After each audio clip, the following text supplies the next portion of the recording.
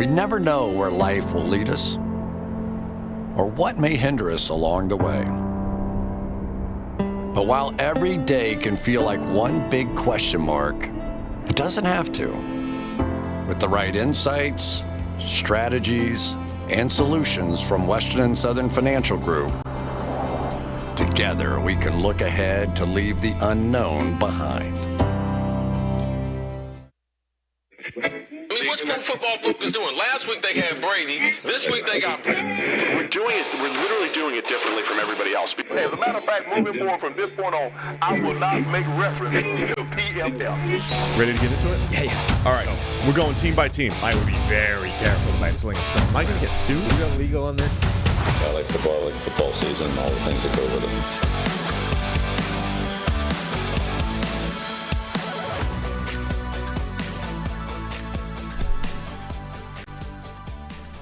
Welcome into the PFF NFL Podcast. Steve Palazzolo, Sam Monson. It is our midweek Wednesday edition of the PFF NFL Podcast. So welcome in everybody that's live here on YouTube.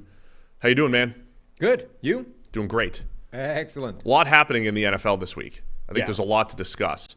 So let's just dive right into it. A lot of times on the Wednesday podcast, we will review Monday Night Football. We were unable to do it last week because, first off, the Monday night game was terrible. Secondly, more importantly, it was the trade deadline. This week, though, we have Jeff Saturday getting hired by the Indianapolis Colts. We have Josh Allen with an elbow injury. There's a lot of other stuff happening as well. So let's just fly through some of the news here. Okay. Ravens Saints on Monday Night Football. Ravens run away with it and run all over the Saints. Good win by the Ravens. Saints fall to 3-6, and the Ravens move to 6-3. Yeah. Any initial thoughts there? Wasn't a ton to come out of this game. It was, a fairly straightforward win. Like, they were the better team. They won. They controlled both sides of the ball. Run game was impressive, I thought. And in the defense. So, to me, the story is the Ravens' defense. They added Roquan Smith. Mm-hmm. He had one of his best games of the season. He was fantastic.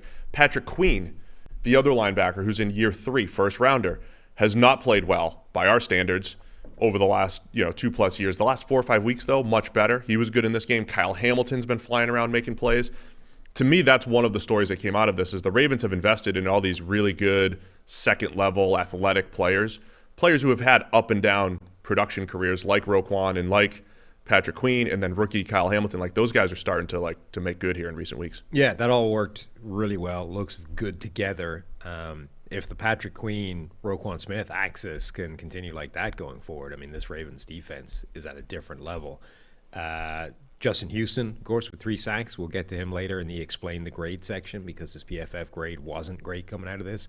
But overall, this season, Justin Houston has been making a pretty big impact given he's not actually that old, but he's felt old for years. Yeah. I mean, there was also a point in his career where he did decline. Like, he did go from dominant pass rusher to situational pass rusher who's solid.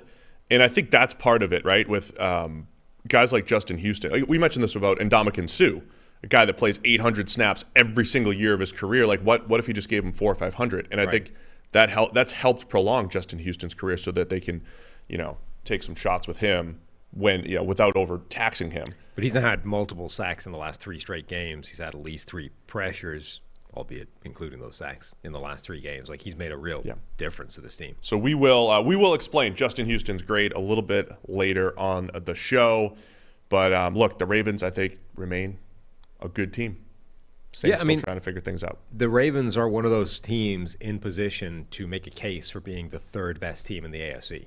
If we assume that Buffalo and Kansas City are still the 2 best teams in the conference, then it's, is it Miami? Is it the Ravens? Is it the Bengals? Is it even the Jets? Like, there's a bunch of teams fighting to be that 3rd best team in the conference, and Baltimore, I think, is probably in pole position to be for that. Maybe Baltimore or Miami. From that perspective, the offseason narrative that the AFC is loaded and good teams are going to have bad records, it's starting to kind of play out, right? At least teams we thought were going to be good are having poor records, and the AFC does look loaded, and it could be tightened up even more if Josh Allen's elbow injury is significant. So look at that. That's the best segue I've ever had in the history of the show. Nice. Josh Allen with a UCL injury, sprain. I can get into the details. I've had UCL issues before. Had the old elbow sprain. You know the way in a game, Tony Romo is acutely attuned to any injury that a quarterback might suffer, having suffered them all himself at some point. It's like, oh, let me tell you about when you get hit like that. That's a back injury that's 2 to 4 weeks. This is what it's. You immediately, when Josh Allen hurt himself, were like, oh, that's a UCL. Yeah. Let me tell you all about the UCL. It's relatable. And then he went out there like the next play and heaved a 70-yard bomb down the field. So that was just pain management. he managed the pain to heave it 70 I've never yards. seen a human being like immediately react to an injury like you. And let me tell you everything about that injury that I've just seen happen. We're going to take a chance here. First Forget off, diagnosing it. I'm going to diagnose it and then tell you about the recovery and the prognosis. 2 things. First off, yes, Romo is in tune with injuries. However, the one time when Dak's ankle was falling off, he was hoping for a sprain, Jim. I think hoping cramp it's just a was sprain. what he was actually pitching. It's a cramp. We just got to hope that's cramp. Hope it's a Jim, cramp. As Dak is desperately trying You to have a put compound fracture right in front of your face here, Tony. Dak is desperately trying to replace his foot on the bottom of his leg, and Tony Romo is hoping it's just cramp. So this injury occurred as in the throwing motion. Most elbow injuries are more like non-contact. It's just taxed by the throw. And you don't see Tommy John surgery for quarterbacks like you do in baseball. It's just a different throw. Like the heavier object actually helps protect the elbow a little bit because your arm's not whipping back as far. But much like Matthew Stafford having elbow injuries, elbows usually lead to inaccuracy. And the pain can be enough that, it affects everything you do throwing-wise. So I don't know where that pain management's going to be for Josh Allen. They have the Vikings this week. Case Keenum's the backup. People have talked about how conservative the Bills are with injuries and how they would probably try to play the long game here. And if that's the case, we might see Case Keenum for at least a week or two. Doesn't sound like Tommy John's it's not torn or anything. It doesn't sound like that. But even just like a couple weeks, that's not always enough to get rid of the pain, inflammation. And for the Bills are not in a position where they can kind of go, we can sacrifice a game or two. It's not a problem. Like they need the wins. They've already dropped games to people that we shouldn't, or we don't think they should have. They lose to Miami, they lose to the Jets. Those were games they wouldn't have seen coming in terms of losses. If they want the number 1 seed in the AFC, if they want the playoffs to go through Buffalo, if they want to be the team that everybody has to beat, they've already dropped a couple of games. If they lose to a Minnesota team because Case Keenum was the quarterback, if they lose, the following week, it's not great. Yeah, there's obviously an advantage to going to to just being the home team, but in Buffalo in particular, you would think in the playoffs, you do have that advantage. So this is it's a big development here in the middle of the season for the Bills. We'll see when we have more information what ends up happening here, but it's going to test the depth of this Bills team, right? One of the things the reason why we were talking about the Bills as a powerhouse that could win the Super Bowl this year is because of Josh Allen plus the rest of the team, plus the pass rush, plus the coverage unit, plus their receivers. Josh Allen's the key there, right? Him playing at an MVP caliber level is what makes them special, but the rest of the depth on that Bills team that they've built up that is good is going to get tested. Case Keenum as a backup, I think he's one of the better backups. He's in that Jacoby Brissett type of bucket, I would say, right? You can go out there and go 2-1, 3-1 if you need him, but if you have him for a full season, other than 2017, you probably don't trust him. And remember, that 2017 Minnesota Vikings roster and team was really good. Right. This Buffalo team's as good as that, if not better. So, as much as you're saying, it wouldn't be great if they lost a couple of games with Josh Allen sitting on the sideline recovering, Case Keenum's well capable of beating, a couple of teams like this. Like this Minnesota team, I think everybody kind of acknowledges is a little bit overrated relative to their record. There's no reason Case Keenum can't beat this Vikings team. Case Keenum revenge game, of course. Of course. So that's in the news. We'll have more tomorrow on the preview show. We'll hopefully know more about Josh Allen. They might bring it all the way up till game time, though. And that is, you talk about completely different players. Josh Allen and Case Keenum. Everything about them is completely different. To be honest, who can the Bills find as a backup that's close to Josh Allen? You don't have one unless they pull Cam Newton off the street, right? It's a completely different preparation for the Vikings. There's no really great, stylistic comparison or backup for Josh Allen. That being said, the ones that they've had have been really on the other side of it. Yeah, Matt Barkley, Case Keenum. Matt Barkley, Case Keenum, and then they draft, Jake Fromm. Yeah, a guy with even less arm than those two guys. They've gone for the exact polar opposite types of player. The Bills don't have a type. They just stumbled into cyborg Josh Allen, and then their type is the opposite of him, apparently. And then the other news, of course, this week, we discussed it on the PFF NFL Daily. Jeff Saturday getting hired by the Indianapolis Colts. Go listen to the Daily a couple days ago. We had our own instant reaction, initial reaction to Jeff Saturday getting hired by the Colts. Do you have any new information, new takes that you want to bring to the table here about Jeff Saturday's hire? Not new, but every new piece of information surrounding it makes it more funny. So no, it's not. So I know what you're going to say, and I'm going to tell you why it's not that funny. What are you going to say? About the play caller that he chose. No. Okay. I wasn't going to even mention that. Oh, okay. That's because everybody's like, this is a major surprise. It's like there's literally nobody on the staff to call plays. Of course, they're going to take the 30-year-old who was like a assistant 2 weeks ago. Which is itself funny. So I'm not even bringing that up, but since you brought it up, it's just that a is product also of, funny. That's like, what else would he have done? I'm just saying, we've hired a guy who has no idea what he's doing, and we're pitching play calling over to a 30-year-old who has almost no experience as well. That's funny, objectively. You can't argue. No, that's fine, but like that was expected. That was not, as soon as Jeff Saturday was hired, and they fired the head coach / play caller, and there's no one else with experience on the staff. Having fired the OC the week before. And having already fired the offensive coordinator, that was like the next step. Of course, I'm just saying, it's objectively hilarious. Now, additional information since we talked about it in the instant reaction. They held a press conference to explain what the hell happened, and it was one of the most absurd, batshit press conferences you're ever going to see from anybody. It was madness. Irsay was busy giving his explanation about it. It was like, well, it's actually a good thing that he has zero qualifications and experience because he won't be burdened down by the fear that head coaches get, and the needing to stick to the analytics and the data that tells you how to, helps you make decisions. He's completely free of all that knowledge. Like, his ignorance in this job is actually his strength. And with the ignorance he has for the job he's doing, it makes him one of the strongest people on the planet. I'm paraphrasing here, but that was basically the sales pitch. And then they all right, Jeff, were you a little bit surprised that you were shocked, Jim? Let me tell you how shocked I was. But look, as far as I see it, this is like an audition, not just for the Colts, but for 31 other teams. I'm out here with the chance of a lifetime that I didn't expect to be given. I'm just living the dream, boys.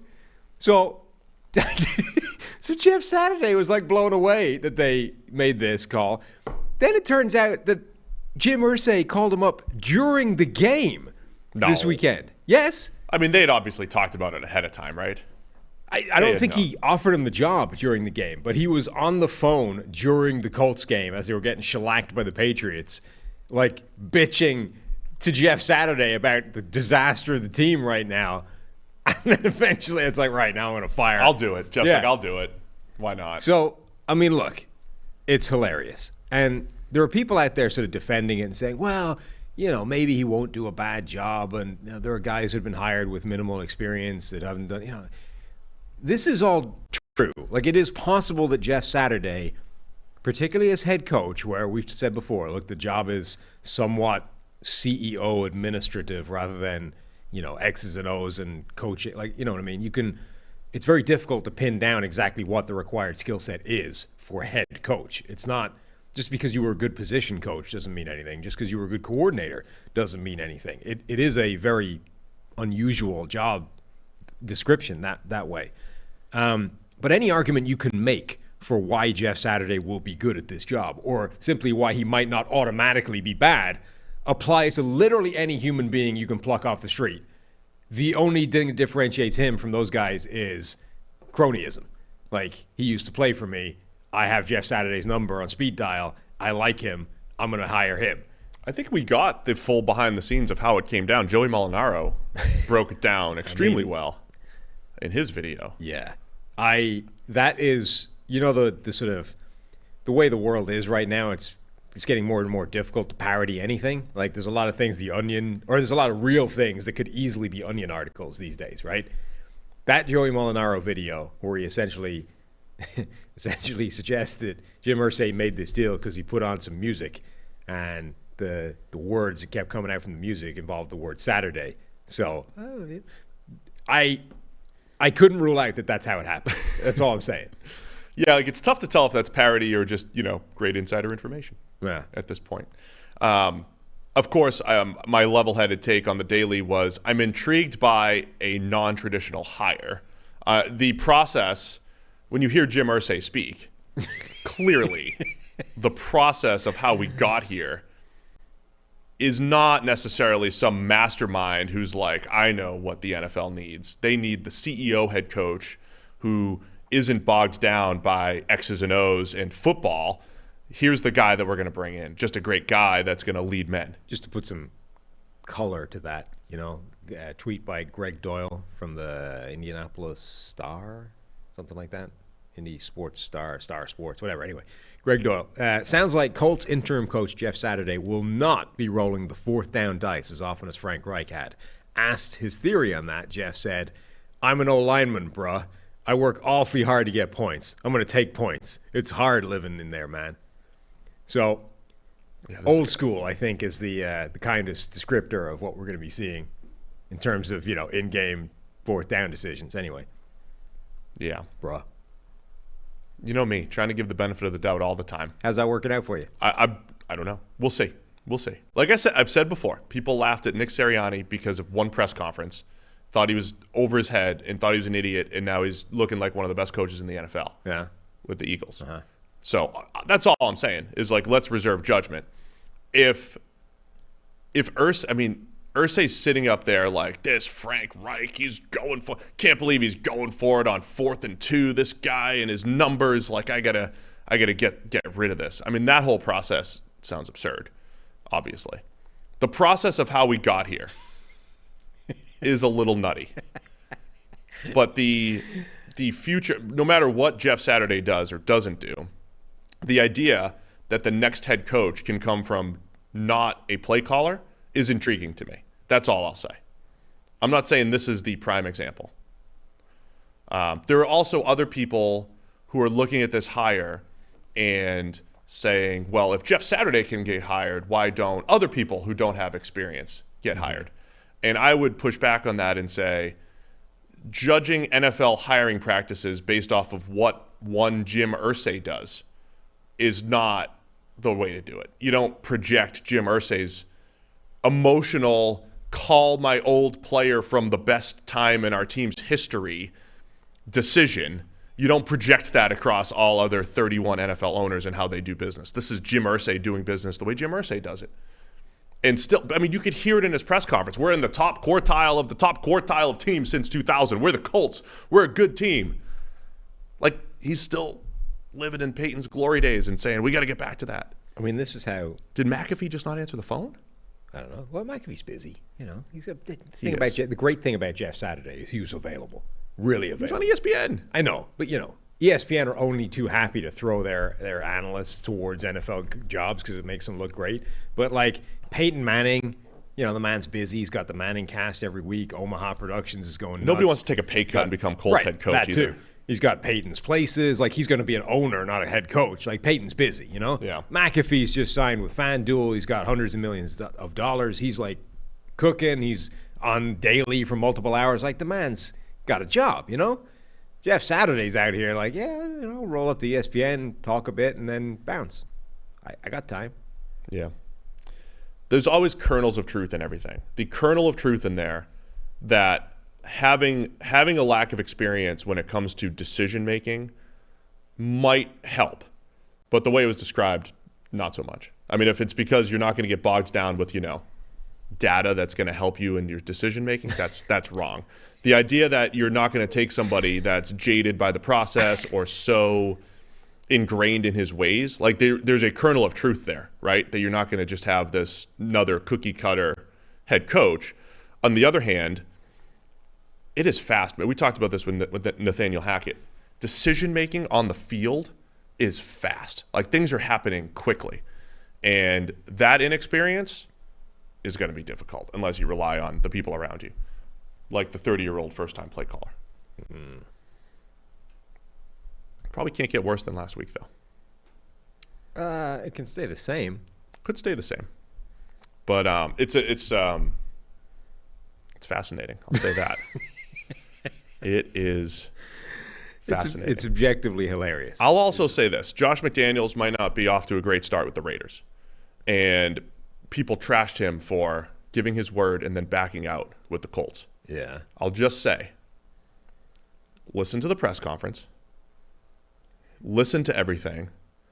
Maybe McDaniels led them on a little bit too far. Yeah. But he hit a point. Well, Listen, I'm just going to say this as much as I possibly can without giving away our insider sources here.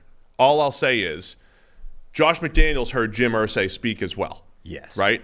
And then there was a point where Josh said, I can't do that. Yeah. And there was a reason why he backed out. I would say it's a fairly reasonable point to make to say that it wouldn't take that much of that type of press conference coming into your ears before you were like, you know what, I don't know if this is a great plan. Yeah. Now, maybe you should have seen that coming before you agreed to the deal and then reneged on it. But I do. But you think don't know. that I mean, there's you have so something to many that. meetings, and like McDaniels got far enough down the path that he's like, I can't be a part of this, right? Right or wrong. That's how it went. That's how it went down. Mm-hmm. All sound good? Sure. You guys have heard me talk about them before, but our new sponsor, Symbol, has their best offer yet for new users. Symbol is offering a $500 risk-free deposit for new users who join the stock market for sports. When you sign up with the code FOOTBALL, your first deposit comes with a 30-day money-back guarantee. If you're hesitant on joining or simply haven't joined yet, now you can do so with a risk-free deposit. As a reminder, Symbol lets you trade pro and college teams like stocks and even earn cash dividend payouts when your teams win.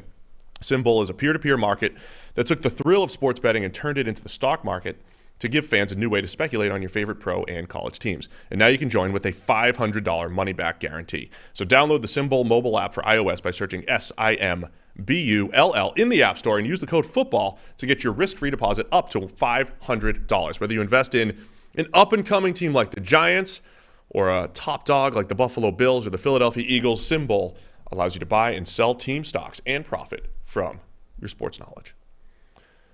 All right, Sam, do we want to get into our bets for the season? Yeah. Do you have the bet spreadsheet? Yeah. Can you fire that over to me, please? I do indeed have it. I had to restart my computer mid-show here. We can throw this in the description as well. It's like open for people to look at it. You can see how the progress is going as well. So we won 2 of these already. We've already won 2. Yeah. The Browns were supposed to start 4-0, according to Ty Guy 312 on Twitter. They didn't. They came pretty close, though. And then the Bucs were supposed to sweep the Saints in 2022, and Brady would have an 80-plus PFF grade in both. Well, that didn't happen. Brady didn't have an 80 grade the first game. Immediately done. So we won 2. That being said, things start to get off the rails pretty quickly with a bunch of other ones, though. So do you want to go through them? We don't have to go through each do it? one, but I think some of the intriguing ones, Seahawks winning. There's a couple Seahawks ones, right? Yeah. Seahawks will win 8+ games trouble. in 2022. We took it. We're looking bad. We're looking really bad there. Thomas Stewart was the one who bet this one. They're now 6-3. They're 6-3, so they're Yeah. 2 They need games 2 away. games. Yeah. 2 games down their stretch. Thomas Stewart is 2 games away from winning this. We were full believers that the Seahawks were in rebuild mode, that they, looked like a 4-win team with one of the worst quarterback situations in the NFL.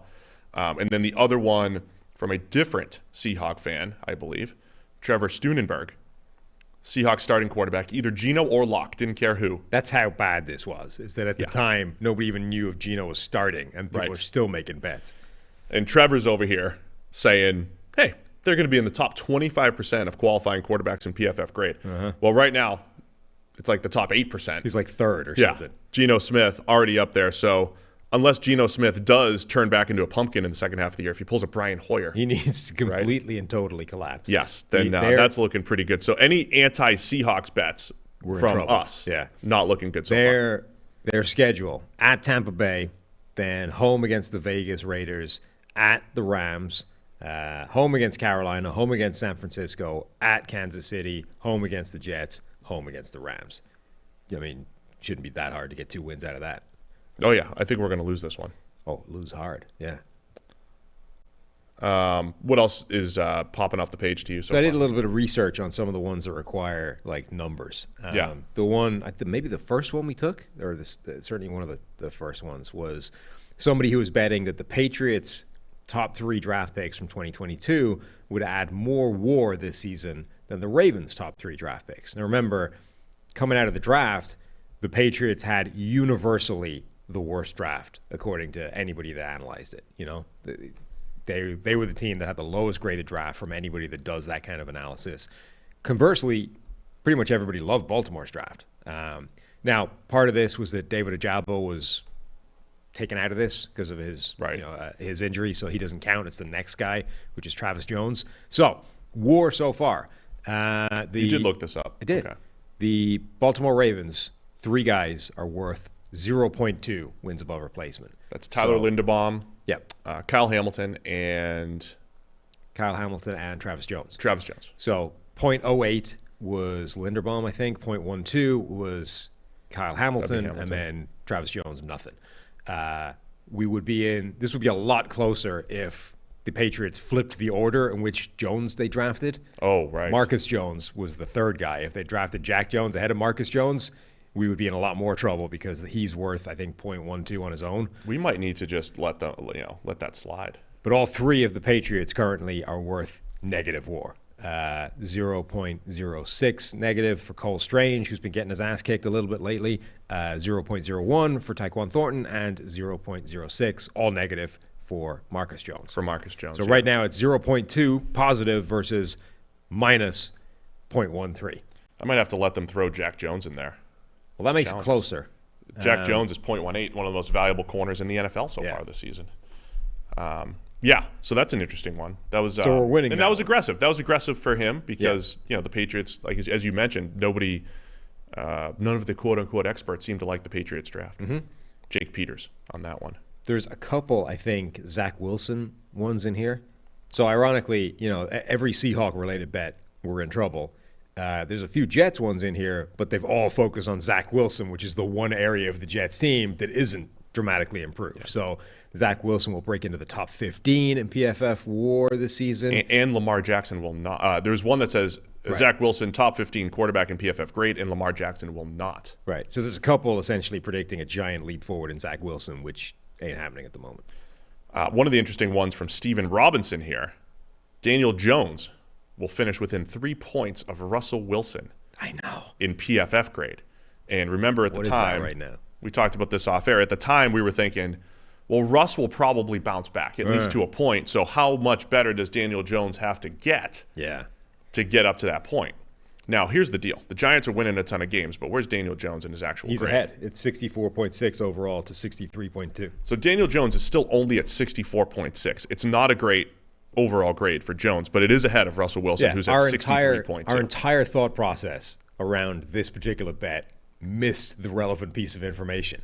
Like we were, which is thinking, what that Russ could grade in the 60s. Yes, all we're asking is, can Daniel Jones take a big enough leap to get to where Russell Wilson is going to be this year, whatever that is. Even if it's not elite 90 grade Russell Wilson, if he takes a step back, like can Daniel Jones take a big enough leap with the new Giants, with Brian Daboll as coach, to join Russ or to get within shooting distance of it?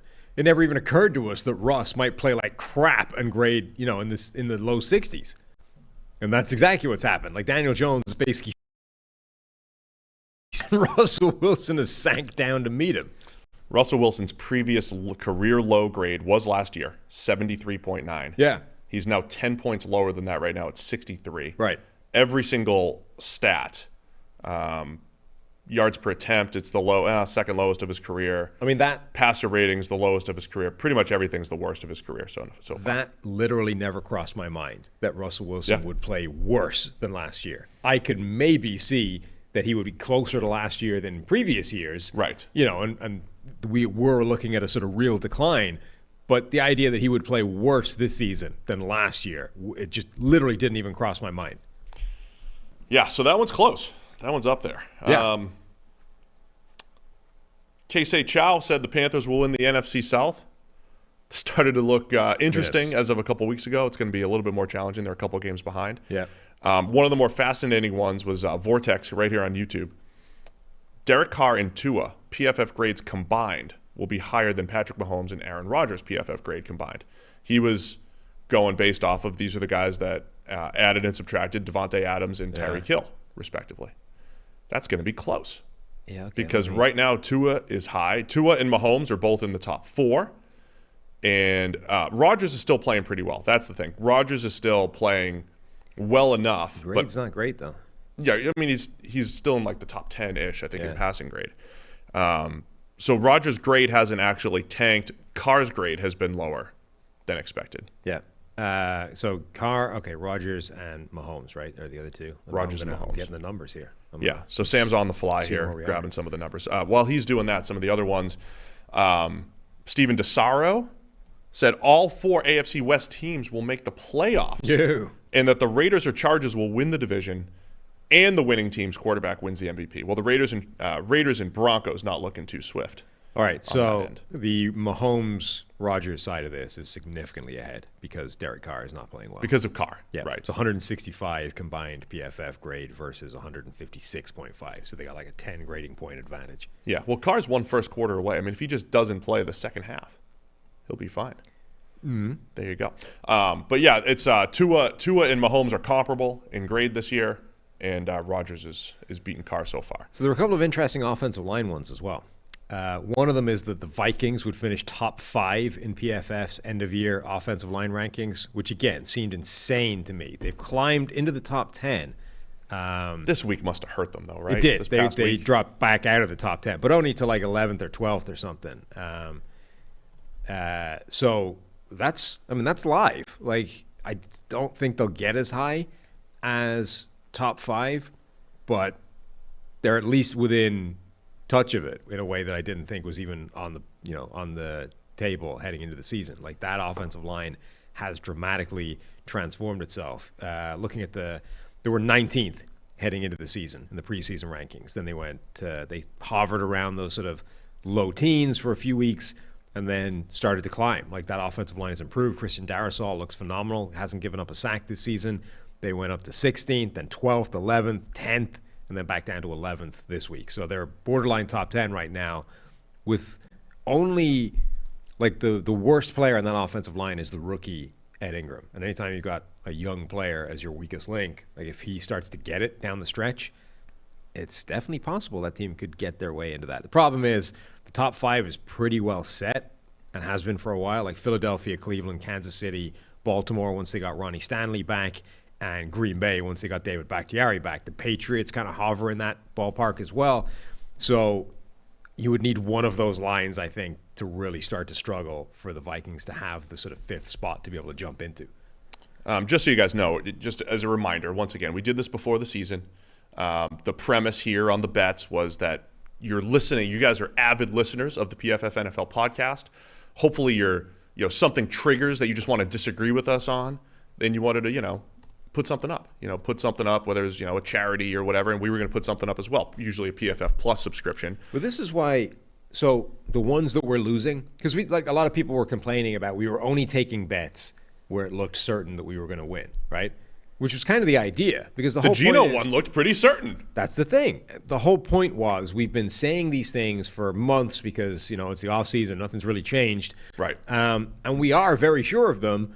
But this is the NFL. Stuff happens every single year that you never see coming. And if you think we're crazy, this is your chance to say, I was right. I saw Geno Smith being a god coming and look like a genius because of it, right? So we were very sure that all of these were going to break our way, knowing that the way the NFL works, there's a chance that a bunch of them won't. So the Seahawks thing has taken us completely by surprise. The fact that Russell Wilson is grading terribly took us by surprise. We're right on a bunch of them, but there's a lot that are in play, like that Vikings thing being in play. I didn't see coming. Like, there are a lot of these that are close now because the NFL is crazy, and that's why I think this was a pretty fun exercise. And that was part of the fun, right? The pushback was like, you always hate my team, or you always say negatively. All right, so then you defend your team, and we'll put something up for it. And that's where we are. So we'll have a few new bets as well. Any of these other ones that stood out? The one we mentioned on the other show was the Chargers-Falcons thing. The Chargers-Falcons one, where this week was obviously a huge Well, this week's the only swing. thing that stops that being true. Like, the fact that game went down to the wire and the Chargers got over the line instead of the Falcons is the only reason they're ahead in that bet. Who had that bet? I lost it. Oh, there it is. Lee Miles said the Falcons will finish with the same record or better than the Chargers. Again, let's go back to our preseason takes. The Falcons looked like they've got the most dead money in history. Mm-hmm. They're in a pure rebuild. Last year, all the data says it was kind of a lucky 7 wins that they got to, right? They weren't as good as a 7-win team. And even if they repeated that, even if they backed it up this year, the Chargers were supposed to be a Super Bowl team. And the Chargers look great, right? I mean, every March, April, May, June, July, I am Team Chargers, right? They look great. Justin Herbert's heading into year 3. They added Khalil Mack and J.C. Jackson and all that stuff. Yeah, that should have been our red flag. Oh, I mean, I'll do it again next year. I'll do it again. I'll do it again next year. Justin Herbert's going into year 4. They're going to add another big piece, right? I'm all in on the Chargers for 2023 through 30. I'm already out there. So at the time, we're like, of course, sprint to the podium, accept this bet. And it's a lot closer than we had expected, and last weekend was a very close game between both. I think we'll still end up winning it, but maybe a lot closer than expected. Falcons are 4-5, Chargers are 5-3 right now. So this is fun, right? This is just fun interaction. Other ones that I think we're clearly winning so far. Dak Prescott with an 82 plus PFF grade. He's at like 60-something right now because he's only played 3 games and one of them was terrible. That can change quickly. Yeah. What else we got? Bears have a top 20 offense this season. However, we looked ridiculous a while ago, but all of a sudden, could happen. That's going to depend on the measure. We need to figure out what we said that was. I think anytime we're judging a full offense or defense, I default to EPA. So where are they in that then? I'll look it up if you want to look at the Trey Hendrickson one. And yeah, Trey Hendrickson was supposed to have, was it 19 or more sacks? 19 plus sacks. 19 plus sacks for Trey Hendrickson, who has been cooking at times this season in terms of pressure. Like, he had a run where he was absolutely crushing it with pressures. He had 8 in a game, then 6, then 5. But he hasn't had the sacks. He had 3 in a game against the Jets early in the season, then went on a run without one, and then had 2 in the last 3 weeks. But he's at 5 so far through 9 games. The Bears are currently 17th in EPA per play. And they have to get to what, 20th? Top 20? Wow. Okay. All right. So that looks, I mean, we're losing that one right now. I mean, teams that are and this is how ridiculous it is, right? You spend the whole offseason with a picture of what the NFL season is going to look like.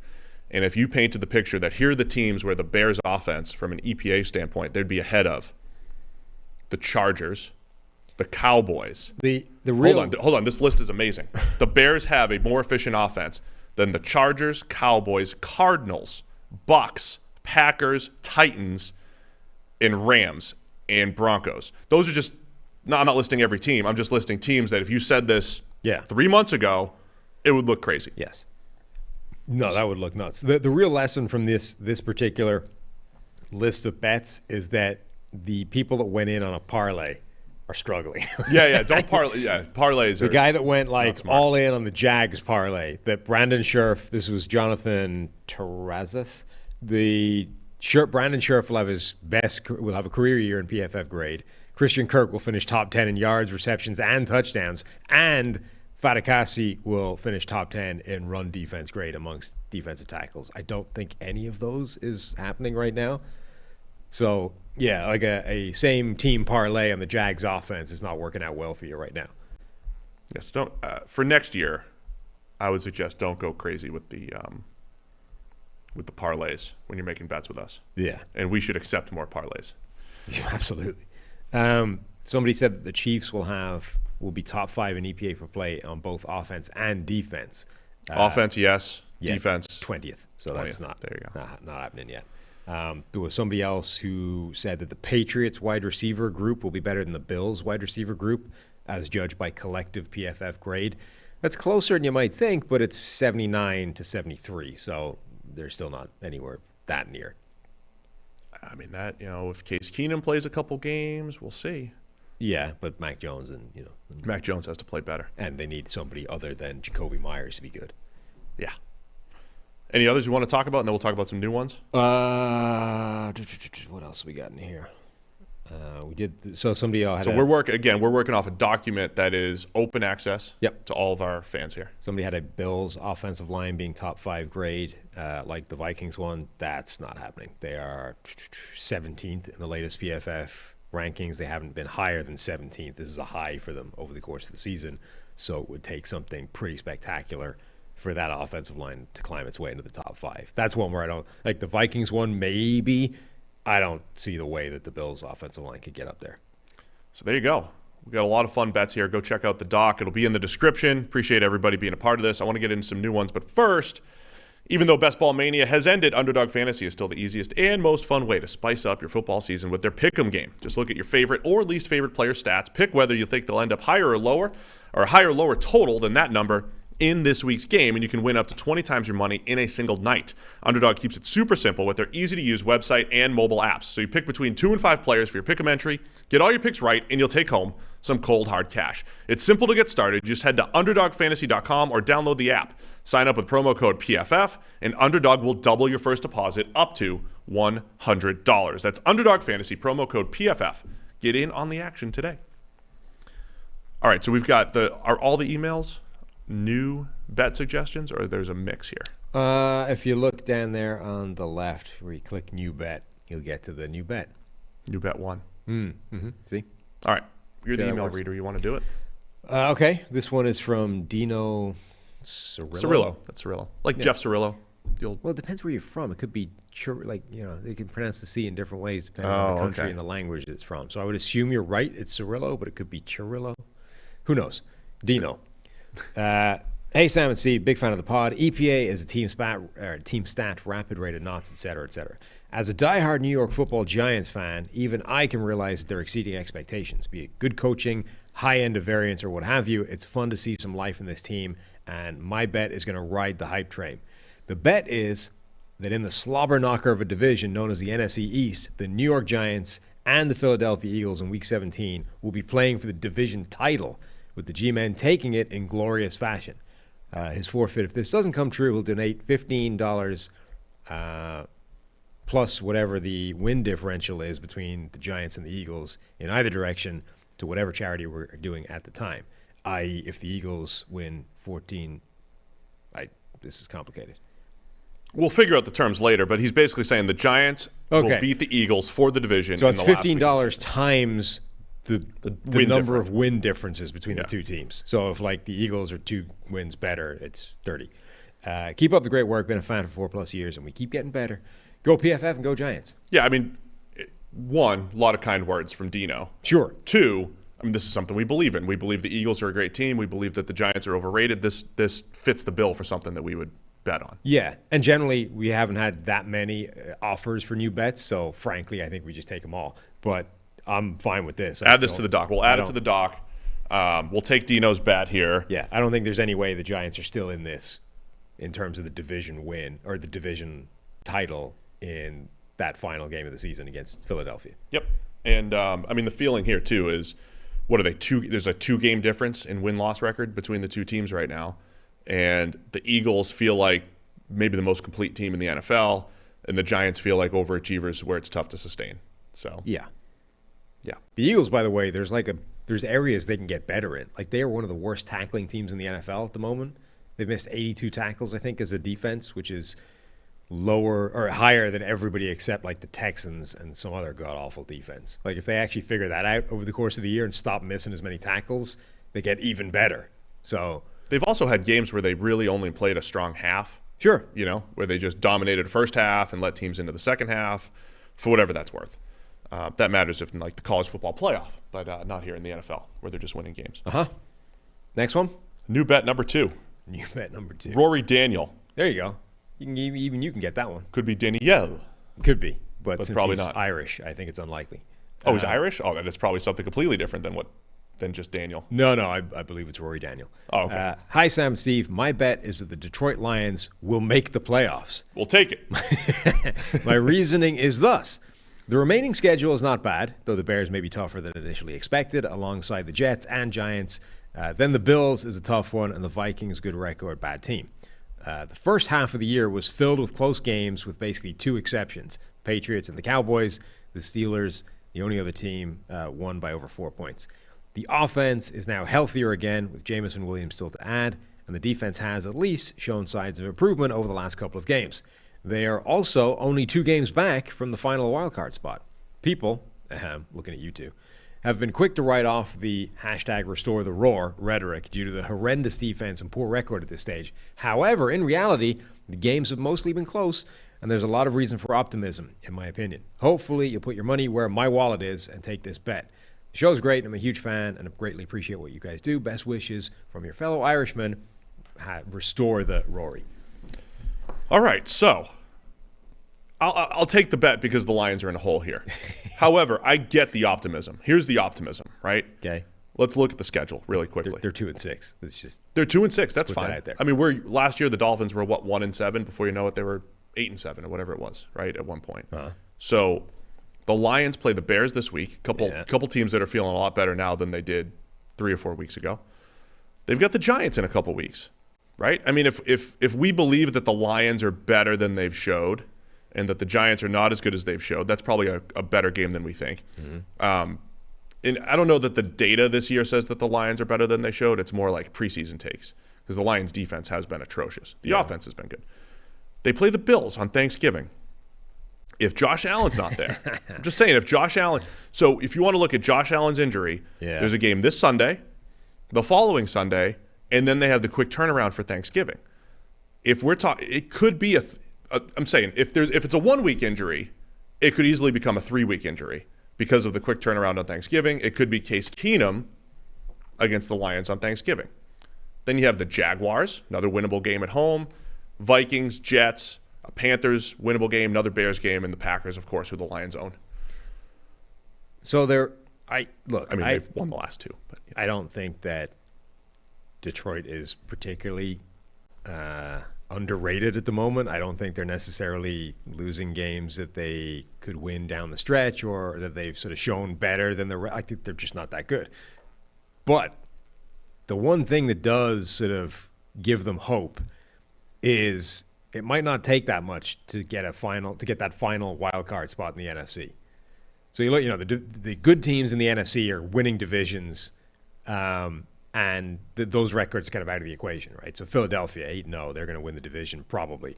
The Minnesota Vikings are 7-1. Again, they should win that division pretty comfortably. Seattle, 6-3, probably wins the division. Dallas is 6-2. The New York Giants are 6-2. So those are 2 potential wild card teams. But the third one right now is 500 and then down, right? So San Francisco is sitting in that 7th playoff spot in the NFC right now. The next team, like the on-the-bubble teams, they all have losing records. They're Atlanta 4-5, Washington 4-5. Like teams that stink right now are in the playoff hunt. So that is their optimism. Like, yeah, they're 2-6, but 2-6 is a game behind the Rams, who are right on the cusp of being in that bubble picture. It's 2 games behind the Falcons, who are literally sitting on it doesn't take much. So then you have to look at what their record's going to be. Look at their schedule. Okay, away to the Bears, that could go either way. Away to the Giants, I agree with the premise that that's a closer game than a lot closer than the records indicate. I think even without Josh Allen, they lose to Buffalo. Home against Jacksonville, sure, that's maybe a win. A game against Minnesota again at home, that could be a win. Away to the Jets, feels unlikely. Carolina, sure. Another game against Chicago, either way. Green Bay, again, either way. So there's a lot of toss-ups. Could be Jordan Love's Packers by January 8th. Sure, yeah. But there's a lot of, coin flips on this schedule. Oh, look, they could go both ways. Of course, it's the Lions. We're not going to look at their schedule and be like, oh, they're favored in 7 out of their next 9 or anything like that. So, yeah. The premise is interesting. I'll take it. They're 2-6, but they could absolutely to 7 or 8 wins, I think. And go back to, if we said preseason expectations, the Lions are going to win 7 or 8 games. It's like, all right, there's a step forward, and let's see what happens now in year 3. Because that's really the question is what is that 7th NFC wildcard team going to finish with what is their record going to be? Right now it's San Francisco at 4-4. What do we think that's going to be by the end of the season? If that's a 9-7, okay, 9-8. Sorry, 9-8.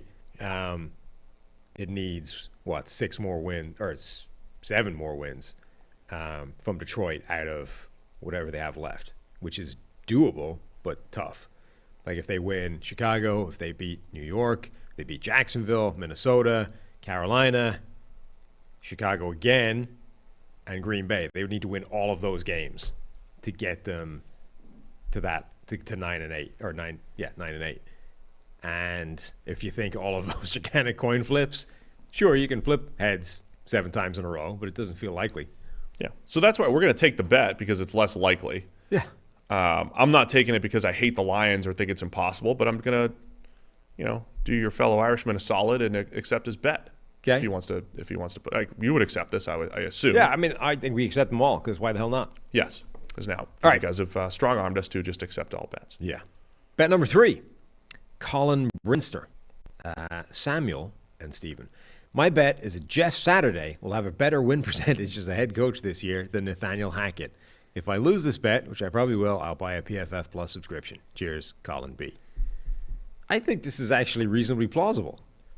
All right, let's go to the what are the Broncos right now? They are 3-5. The Denver Broncos are 3-5, which is a win percentage of 0.3. That's 375.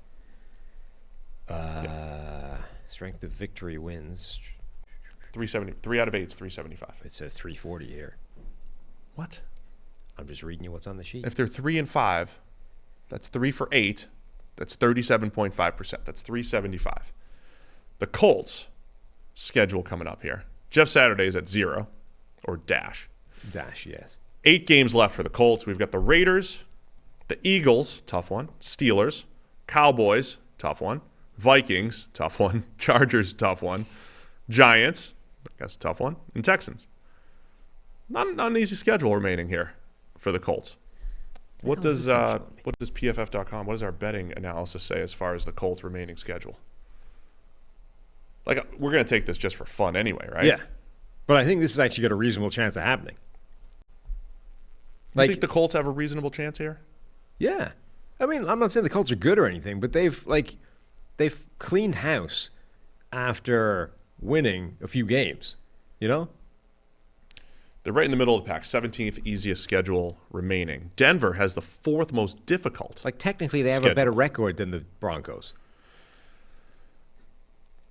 Right now, yeah, you're right. But we're talking about Jeff Saturday. We're talking about Jeff Saturday coming in. Yeah. He was 3-7 in high school last time we saw him. Okay. I'm just throwing for perspective. Nathaniel Hackett has his high school numbers. Nathaniel Hackett is 3-5 in the NFL. Yes. Jeff Saturday, his last year in high school, was 3-7. That's 300 winning percentage. Okay. Nathaniel Hackett has a better NFL winning percentage than Saturday's high school winning percentage. That's not great. Like, it really doesn't matter. Like Cliff Kingsbury had a losing record at Texas Tech his last year too, and he's won in the NFL. It doesn't really matter. He's also not doing great right now. Yeah, I know he's not, but it's like, he was good for 3 years. Good enough for 3 years. I mean, isn't his win record in the NFL like under 500 as well? Yeah, so it's comparable to Texas Tech. But it's not like directly proportional. Like, if you're below average in the Big 12, you'll win 2 games in the NFL. I'm just not sure that's a great selling point, that the guy who had a losing record in college also has a losing record in the NFL. So most difficult schedules in the NFL remaining. Bengals, Patriots, Jaguars, Broncos. So Broncos have the 4th most difficult schedule, and they're sitting here at 3-5. Yeah. I feel like our schedule remaining numbers are heavily skewed by individual games, meaning the Broncos still have to play the Chiefs twice. The Bengals have to play the Chiefs, right? The Patriots have to play the Bills twice. Yeah. And I think it's just because like your odds of winning those individual games are so low based off the numbers that you're going to have this difficult strength of schedule. I just think there's a reasonable chance the Colts win as many games as Denver going down the stretch. I'm not saying it's because of Jeff Saturday, but no, this is a fun bet. Let's do it. Yeah. Chiefs looks like they have the 4th easiest schedule remaining in the NFL. Kansas City, so they could run away with. Well, Baltimore's up there too. Easiest schedule remaining. 2 teams that might end up surpassing the Bills, especially if the Bills drop a game or 2 in the next couple of weeks. Could surpass the Bills in that battle for the number 1 seed.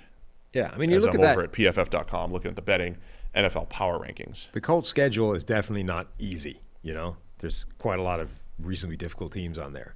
But you could see them beating the Raiders. You could see them beating Pittsburgh. You could see them beating the Texans, certainly. And then maybe they can spring an upset against somebody like the Giants or the Vikings. The Eagles, probably not. The Cowboys, probably not. The Chargers, maybe, because they could be anything. It's doable.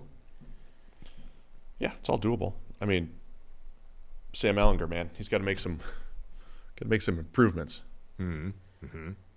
I mean, Sam, that was one of the worst offensive games of the last 10 years on Sunday against the Patriots. I'm not saying it's going to be like that every week, but if it's anything close, like you can't just roll with Sam Ehlinger the rest of the year. Like you're giving the kid a shot to see what he can do. At some point, old Matt Ryan is... You're going to put him back in there under this disastrous circumstance?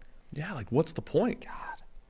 Because we've made this argument before. Like if Ehlinger can't complete a pass, how are you evaluating anyone else on the team?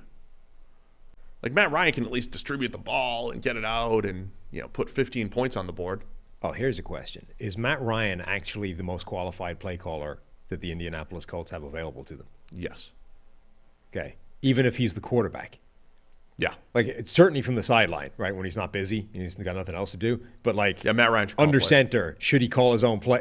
Is Matt Ryan being the quarterback under center and calling his own plays actually the best schematic offense that the Indianapolis Colts are currently capable of operating? Yes. Yes, Matt Ryan calling his own plays or calling Sam Ehlinger's plays. Either way, it's the best option they have right now. So. Okay. It's what makes me every summer like we want stuff to talk about, right? That's a tough conflict of interest if he's calling Sam Ehlinger's plays, though. Yeah. Hey, Sam, we're going to run QB power again. Limber up. We're going to mix it up here, run counter now. I know it didn't work the last counter. 3 times, but this one will be the one. Trust me. Oh, just run behind this great line. You got this. I'll be in a couple plays. It is, summer hype, right? So you've got an Isaiah Likely tearing it up in camp, and the hype was real. Look at it. That was in the regular season, and Isaiah Likely is a very good player, tight end for the Ravens.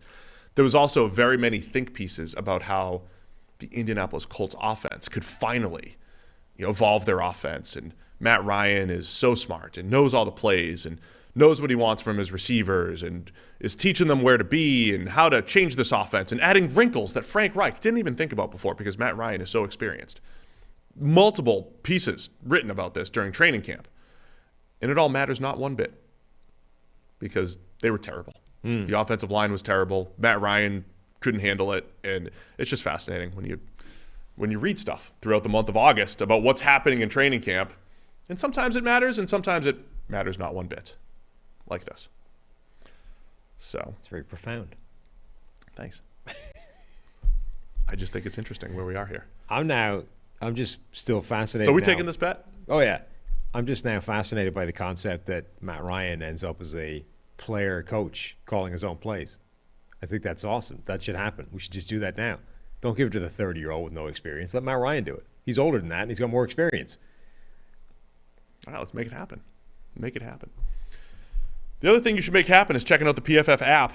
Right now you could read, what do you have here, Sam? You get your offensive line rankings. We get the top 25 highest graded quarterbacks all ranked here. All of our fantasy and betting information all in the palm of your hand with the nice PFF app. We'll be using that tomorrow. Maybe I'll just do I just give away all of our best bets tomorrow? Maybe that's what I'll do for my picks. Maybe. Like Thursday Night Football, there's an edge to be had that I'm seeing here in the app. So you got to go check it out. Download that PFF app. Today's Wednesday. Do we have to preview Thursday Night Football too? We didn't think about that. No, yeah. It's a thing.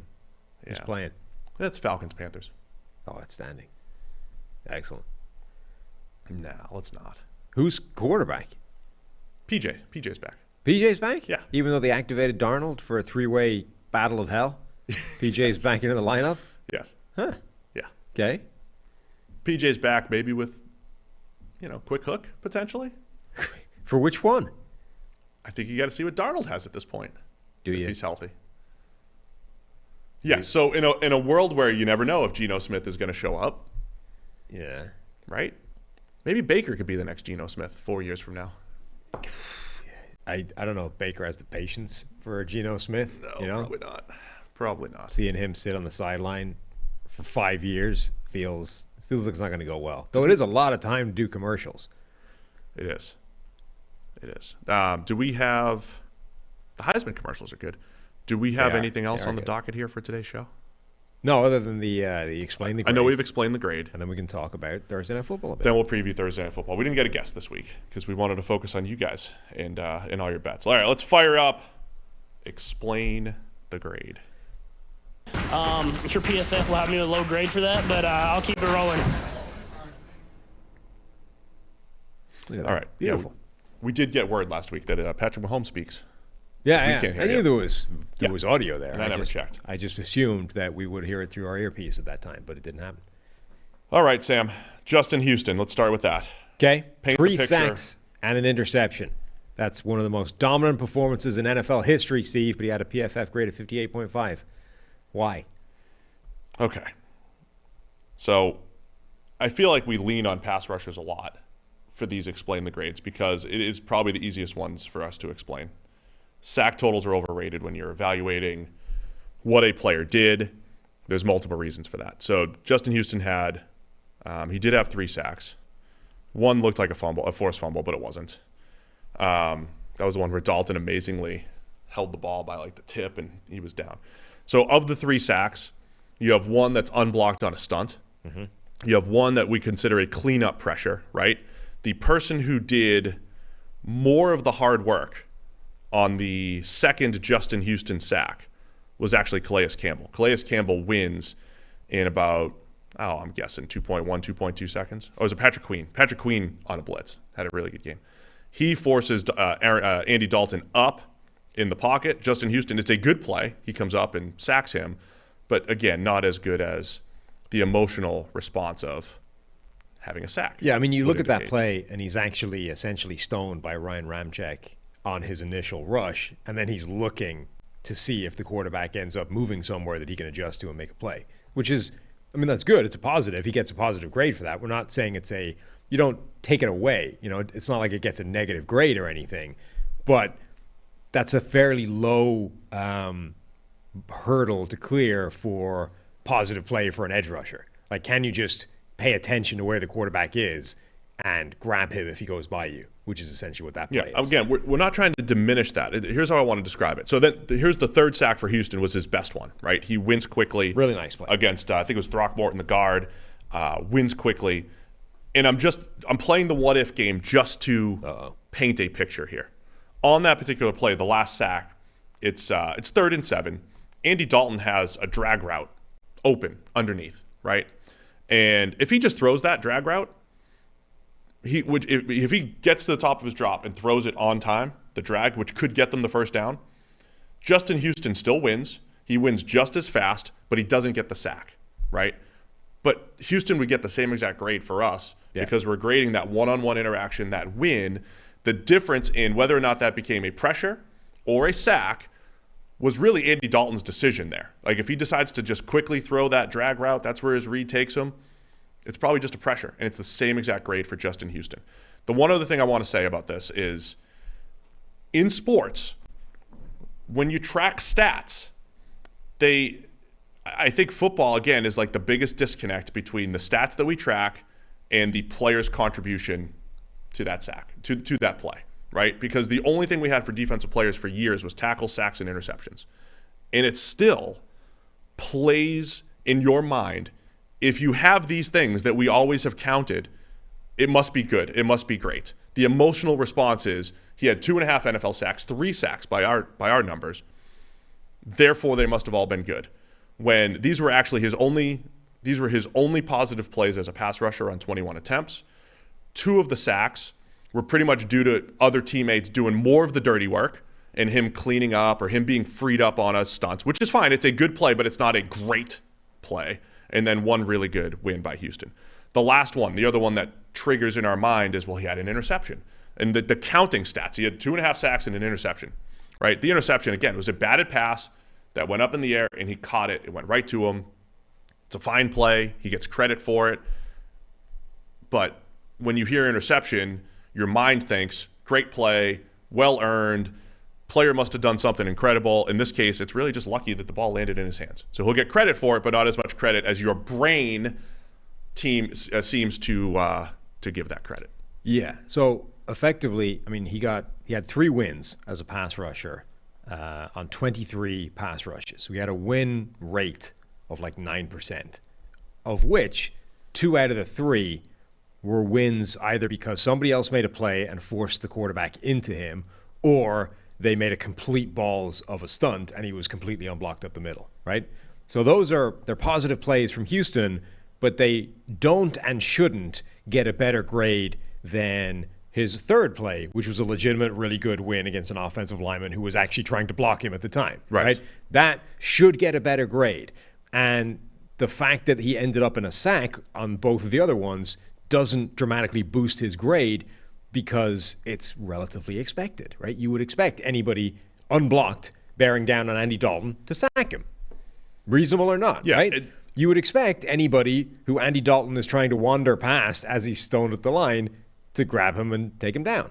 Those are expected plays for NFL pass rushers, so they don't get incredible grades just because the end result is sack. I want to describe the difference a little bit more too, really quick, because Drake Holiday in the chat here is saying, well, Houston still shed a block for that other sack. So he didn't really shed a block for the cleanup sack. He didn't really shed a block. No. Right? The one where he won, he is a guard literally trying to keep him away from the pocket. That is winning, right? Because he's trying to.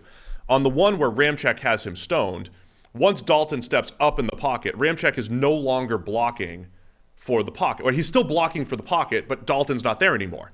So all Houston is doing is disengaging from the block backwards, right? Away from the block. He's not beating a block. He's just disengaging from it. And we're properly giving him credit for that, which is a positive, but not nearly as a positive as actually beating a block when somebody's trying to keep you from the top of the pocket. Now, why was it a 58? There's negatives in there as well, right? There was no other positive plays against the run. He had only 8 run defense snaps and 23 pass rushes. He only had those 3 real positives as a pass rusher, and he jumped off sides as well. The offside is going to affect his overall grade. So he pretty much had an above average pass rush grade, as much as we're kind of like trying to diminish the 3 sack performance. It was above average pass rush grade, average across the board everywhere else, and there was a 5-yard defensive offsides. And by the way, he is the victim of a really, really close run thing with the Andy Dalton holding the tip of the ball thing. Like if that comes out and it's a fumble, Houston gets a better grade because he forced the fumble, right? Because the impact of his tackle would have forced the fumble. This is one of those situations where we really try and isolate the play that the player made versus the outcome. So the sack thing, right? The difference, like the really good play, the difference between that being a sack and a pressure is whether Dalton throws the drag that was open. Because he doesn't, it's a sack. If he did, it would have been a pressure, but his grade would be the same because the play is the same. This is one of the very few instances where his grade will change based off whether or not Dalton holds onto that and keeps it as being nothing versus a fumble. But I would view it as you're the one who impacted him and forced the fumble, right? So it is. Yeah, it's a little that's what I'm saying. Yeah. So if that ends up being a fumble, which is effectively not really up to Justin Houston in that play, his grade would be better. But I mean, those are just the realities of, like, sometimes it is dependent on something else. Like, goal line or not is important. Catch or not is important. Like, there's certain things that have to be dependent on something else. So not to beat a dead horse, but I just want to reiterate one more time. In other sports, right? Like, if you hit a 3-pointer in basketball, you earned it, right? Some threes are a little bit easier than others, but you did it. Someone else might make a great pass, but you earned the 3-pointer. A home run in baseball. The wall might be shorter or further away, whatever. But you earned it, right? You hit a home run. Are there any other, like if you score a goal in soccer, you might get set up well, but it's probably a good play, right? It's probably more you than your teammates. Maybe it's split. I don't know.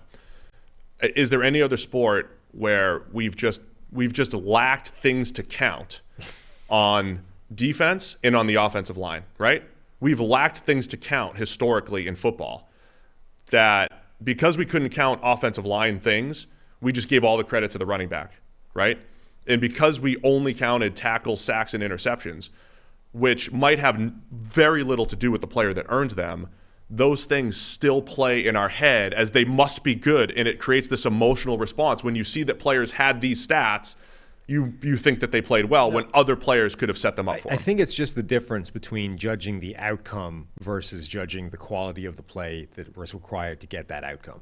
So the positive impact of the plays that Justin Houston ended up with for this game are insane. Like his EPA must be crazy because those are massively negative plays for the offense, every single one of them. The value of those plays was high. That's what I'm saying. Yes. So 3 straight sacks and a turnover, that's about as impactful a performance as you can have from a bottom line, expected points type of perspective. But the thing that we are judging is not how valuable was the outcome of the plays that he ended up making. It was how good was the play he actually made to get to that outcome. And when you get to that question, you have one very good play and then 3 plays where I don't want to say he got lucky, but things broke his way and he took advantage of them, right? And the reason that that's important is that dramatically changes how hard it is to do that. And if you replace Justin Houston with any other random pass rusher, you would expect him to make 3 of those 4 plays, right? Yes. The cleanup play, you expect most edge rushers to make that play. The unblocked one, you certainly expect.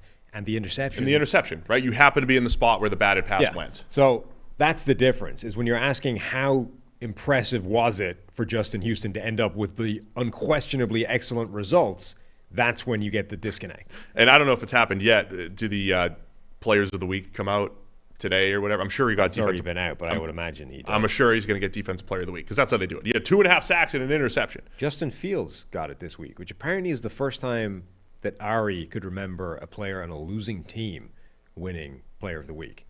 Really? Which is more the more amazing part of that to me is that that's true, that losing efforts can't get players of the week. I mean, that just goes to the whole process of picking players of the week. Right.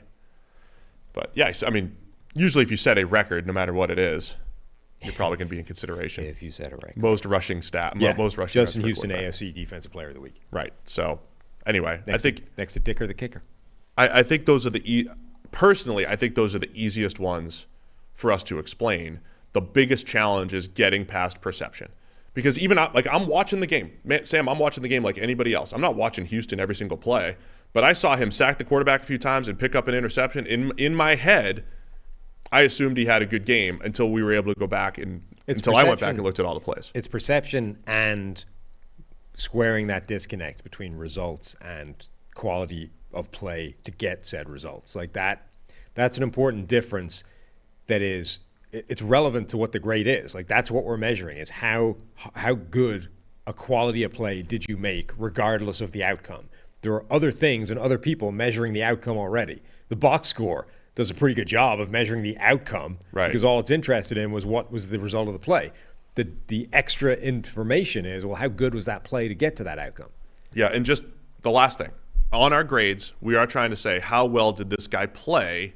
Like you said, even though the results were valuable, it's how well did he play? What was his contribution to those plays that either had high value, low value, whatever they might be, right? So we're not necessarily saying value. Value is kind of baked in a little bit. But anyway, the other explain the grade here. You wanted to go Josh Jacobs?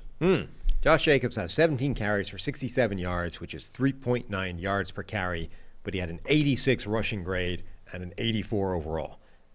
This one's easy because 67 rushing yards, 66 of them came after contact, and he had to break 11 tackles to get that far. So I think this is a good example of how, sometimes it isn't just total cumulative total rushing yards and production that are going to get you a high PFF grade. If you have a garbage offensive line or bad blocking or, things go against you, you can still pick up a really good PFF grade. And that was one of the top 5, I think, of the week, without getting, 150 rushing yards and a couple of scores. Like, you can get that grade by making things happen that wouldn't have happened otherwise if you were just, insert other running back here. So Josh Jacobs this year has broken 51 tackles, which is tied for the lead, and is working behind an offensive line that has not been good. Nick Chubb is working behind the best run-blocking offensive line in the NFL. Josh Jacobs is not. Is not. We also grade plays negated by penalty. Yes. And this one's a tricky one too, because there was a 23-yard run that was negated by a holding penalty. Jacobs runs by the holding penalty. It's kind of a judgment call on our part too, right? I don't think that holding is affecting things. It's a hold. It's a bad penalty. Jacobs still gets well outside that block. I think it was Matt Collins. Forces a missed tackle, picked up what would have been 23. It gets negated. We're still grading the player's performance on that play. So that's going to get baked in there as well. But yeah, that's one where, again, we're trying to isolate players, right? And Jacobs is going above and beyond what's given to him, especially from, he had nowhere to run. And there are times in our system, you might get a positive for a 2-yard gain, right? Sure. You might get a neutral grade for a 10-yard gain. And it's because it is isolating that runner from, what's around him. And, Jacobs had some of the best 4, 5, and 6-yard runs in there as far as creating after contact. There you go. All right. Grades explained. I think we did a good job there. Thursday Night Football. Oh, shoot. Well, let's go. Are they going back to PJ just because he put up 300 yards and a touchdown in this game?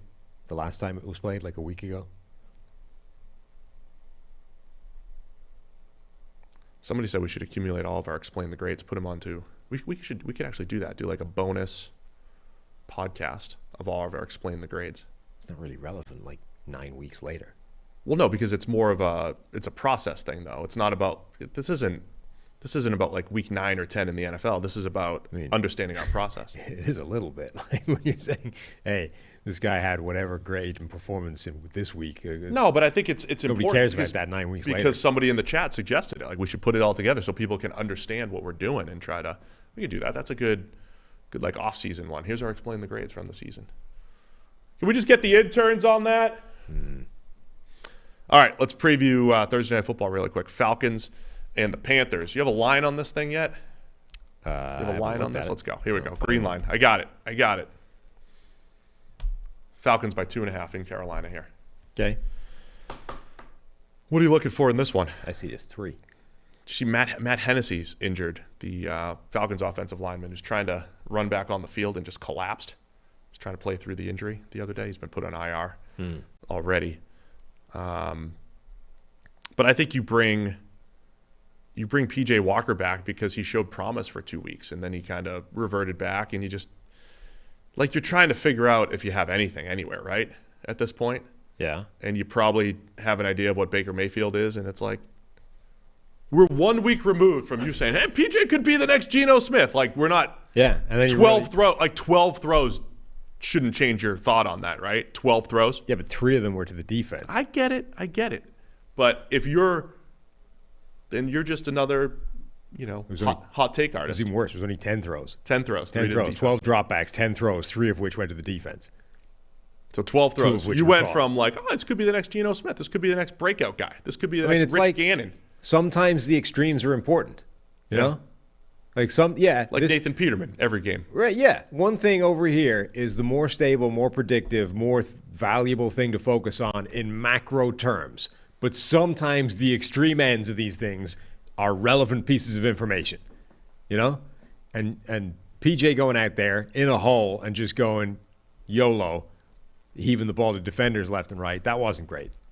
No, it wasn't. You want to see Baker? You want to see a rejuvenated Baker Mayfield? I kind of want to see Baker behind this offensive line now because it's a different one than the one he was operating behind early in the season. Ike Ekwonu has given up like 5 pressures in 6 weeks or something. Looks really good at left tackle right now. That offensive line is another one that's been climbing up the rankings steadily over the last few weeks. So I would like to see Baker Mayfield for a while behind that offensive line. This is all like a lot of this is priors as well. Like as much as last week I was saying maybe PJ's the new Geno. My priors on PJ were very low. My priors on Sam Darnold are as low as they can get. I don't think either of those guys has a future. I don't know if Baker Mayfield has a future, but at least there's a potential. Like we have seen top 15 caliber quarterback play from Baker Mayfield in his career previously. Therefore, that should still exist. Right. So can you tap back into that potential? Because even if you can, like that is a viable option going forward at the position, and nothing else you have is. Right. No, I agree with that. I think I'd rather see Baker Mayfield maybe with this rejuvenated offensive line, PJ Walker's rejuvenated offense. But PJ, put up 300 yards last time. I throw him out there, and if it goes south, bench him, put Baker out there. And if Baker starts to lead a comeback again, then maybe that's your answer. If we're giving viewers something to watch, it's the Falcons' run game. It is the fact that they are a run-first team at an extreme level. They love to throw multiple tight ends out there, and they've got 3 running backs averaging over 4.5 per carry. All have better than a 77 rushing grade. Cordero Patterson just came back the other day and destroyed Drew Tranquill on the way to the end zone. Patterson's got 5 touchdowns in just 5 games. Yes. But Caleb Huntley and Tyler Algier also playing really, really well, or just performed well behind, as part of this team here. So. I need the Atlanta Falcons to put Cordero Patterson back and let him return kicks. Yes. He is tied for the all-time NFL touchdown return record. He has 8. Josh Cribbs has 8. Leon Washington has 8. Patterson has done a fraction of the number of kicks of those guys because they've been steadily eradicating the kickoff by rule changes, right? So he's sitting there with the all-time record, tied for it. He's 1 away from breaking it, and they're letting Avery Williams return kicks. He's had 1 return this year. We really need Patterson back there. Just let him get the record. It'll happen by the end of the year. He's that good. Just let him do it. Let him get the record, and then you can put Avery back there. Really quick, people don't always understand the difference between punt returns and kick returns. I mean, a kick return, what? How can you? Like skill set wise. Oh. Skill set wise. Like Devin Hester was great on punt returns because he'd like one cut, boom, speed, take it to the house. It's tighter areas. It's more of a shiftier player type of skill set. A kick return, I've heard, I saw Nate Tice talk about this before. It's basically like a really wide run concept, right? You're running a run concept, right? You're setting up blocking, and you're finding that gap, and you're making a cut and going. But it's more of like a running back skill set, right? The kick return, which makes sense with Patterson, right? There's people who have watched him play through the years, a former first-round wide receiver, and said he's got a running back skill set, not a body, but a running back skill set that shows up on kick returns and now actually shows up as a running back. Yeah. And even when you look at the all-time list, like a lot of the guys that were really good at kick returns a lot of them were running backs, but the ones that were receivers, a lot of those guys were those sort of weird skill set receivers that were more running back in nature, but the league doesn't really know how to deal with those guys. So Percy Harvin, Cordero Patterson, Josh Cribbs, like these were guys that were not traditional wide receiver skill sets that actually had a lot more in common with running backs. Right. But, the league just isn't great at utilizing those people generally. One other interesting player for the Falcons, you've seen a couple years ago they spent first-round picks on Chris Lindstrom at guard and Caleb McGarry at tackle. Lindstrom's been a pretty good player, but McGarry was one of those guys, first 3 seasons, below average this year. The year 4 O-line breakout at right tackle, 6'6 plus, and really good in the run game, coming off a 94 run blocking grade last week against the Chargers. So watch the run game in this one. I'm asking people to watch the Falcons run game. That's what we're all going to sit down and watch on Amazon Prime here tomorrow night. Massively aided by this offense and, limiting the number of true pass sets those guys have to deal with. Oh, yeah, they've got far fewer true pass sets than anyone else. Nobody in the NFL, only the Titans have run fewer pass plays or have more pass blocking snaps than the Falcons offensive linemen, and the Titans have played 1 less game. So, they are literally asked to block less often from a pass blocking standpoint than anybody else in the league. Panthers also just got run over last week. Wrecked. They were good against the run previously. They got wrecked last week against the Bengals. How are they going to bounce back? That's what makes this one interesting. Strength against last week's weakness. So I like the Falcons here by the 2.5. I just don't know what the Panthers are going to bring. I think it was heading into the first game against Atlanta, where heading into that game, the Panthers were the number 1 run defense in the NFL. And then Atlanta rushed for 165 against them. And then, Cincinnati just wrecked house. Yeah, by the way, we did see this game just a couple weeks ago. It was the crazy PJ Walker Hail Mary game and everything. I mean, that's why, right? We're 10 passes away from watching PJ throw one of the best Hail Marys of all time. And looked pretty good in that game. And outside of the pick 6 by Lorenzo Carter, did look very good in that game, looked good against the Bucs. So you got to give PJ another chance here. I still think the Falcons are I think they're a better team here. I think they cover the 2.5. Yeah, the app has it at 3, which I like because it finished at 3 last time, so it makes sense. There you go. So you're taking the Falcons as well. Yes. So there you go. I'm just going to trust the app here. I'll give away all the apps picks. PFF app, go check it out. I like the suggestion that you just flip a coin. It might be time for that. Yeah. Bring some quarters tomorrow. We'll flip some coins. And I say that as someone that actually did worse than you this week. Who what? I did worse than you. You this did. week. Oh yeah, that's pretty bad. I had the worst week I've had by a mile, in fact. Maybe we should just team up. No. And pick together. Because then I would be permanently dragged down to your level. Maybe I'll talk you out of the right ones and you'll talk me out of the right ones. Okay. Anyway, let's do it. Let's wrap it up. That's it. Thursday night preview. We're both taking the Falcons. Enjoy that. And we'll be back here tomorrow previewing all of the rest of the Week 10 NFL action. Thanks, everybody, for tuning in. We'll see you tomorrow.